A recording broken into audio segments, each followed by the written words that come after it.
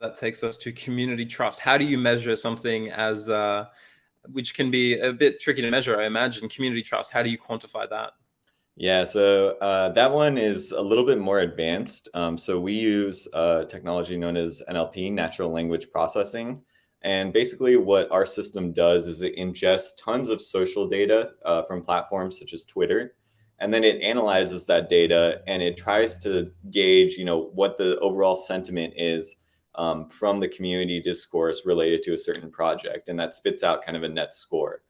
So that's what our social analysis module is doing, and we try to have it be comprehensive. So at the moment, it's most focused on Twitter, but looking to expand that to Discord and Telegram as well, just to understand, what is the community's level of trust and sentiment towards that project, and if there's any sort of spike in negative sentiment, usually that's an indication of potential vulnerability, whether that's code related or not. I think directionally it gives some insight into security there.